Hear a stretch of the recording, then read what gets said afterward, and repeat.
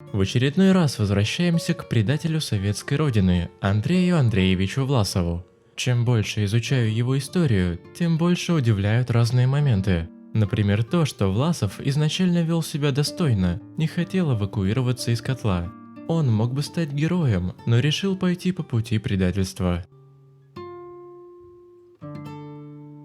Кроме того, Власов, с одной стороны, стал идеологом всех тех сил, которые были недовольны сталинским режимом. С другой, не такую уж большую роль он играл в структурах военного преступника Гитлера.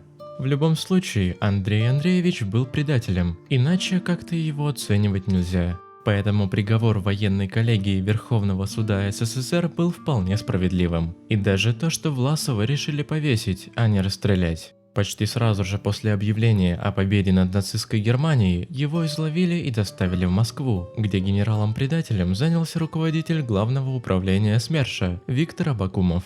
Власова допрашивали с 15 мая 1945 года. Длилось это все на протяжении 10 дней, а после еще 8 месяцев велось следствие. Ведь в руки советскому следствию попался не только Андрей Андреевич, но и другие предатели. К тому же, слишком много людей Власов собрал под своими знаменами. Нужно было детально разобраться во всей этой истории, торопиться никто не собирался. Абакумову сразу стало понятно, что процесс нужно засекречивать. С просьбой об этом он обратился к Иосифу Сталину.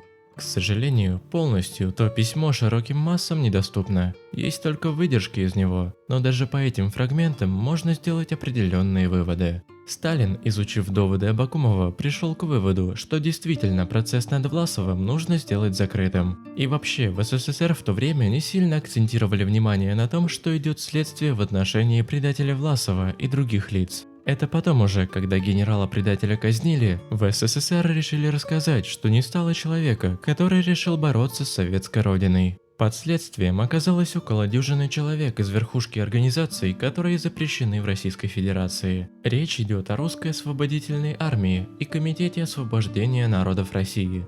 Про Власова есть много у кандидата исторических наук Кирилла Александрова. В частности, он подробно останавливался на том, какая позиция была у генерала-предателя. Основные постулаты изложены в документе, который называется «Парижский манифест». Он появился в 1944 году, и там указано следующее. Первое. Необходимо свергнуть сталинскую тиранию. Второе. Нужно завершить войну, заключить мир с Германией. Естественно, не шло речи о взятии Берлина. Власов надеялся, что с Гитлером можно будет договориться на взаимовыгодных условиях. Интересно, генерал был настолько наивен?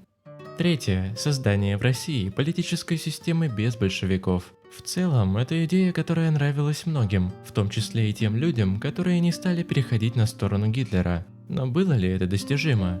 Представляется, что Адольф не дал бы никому создать что-то свое. Власов был уверен, что война со стороны СССР была не освободительной, а захватнической.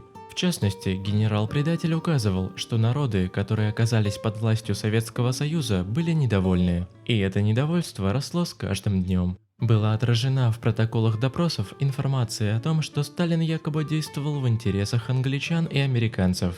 Интересную историю Власов рассказал про Гиммлера, который выражал уверенность, что сталинский режим быстро падет, если на него надавить. И тогда власть перейдет к Жукову по военной части, к Жданову по гражданской сфере.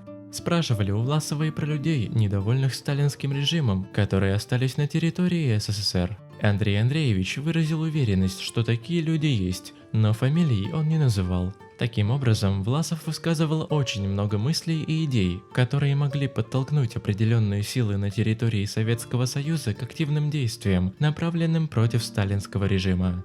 Именно поэтому процесс был закрытым, а все протоколы засекретили. Гражданам СССР достаточно было знать, что военный преступник и предатель Власов казнен, а прах его уничтожен. Действительно, тела предателей сжигали. То, что оставалось, вываливали в канаву неподалеку от Донского монастыря. Вероятно, если бы власти сразу заявили, что идет процесс над Власовым, то это вызвало бы какие-то волнения. Не стоило рисковать.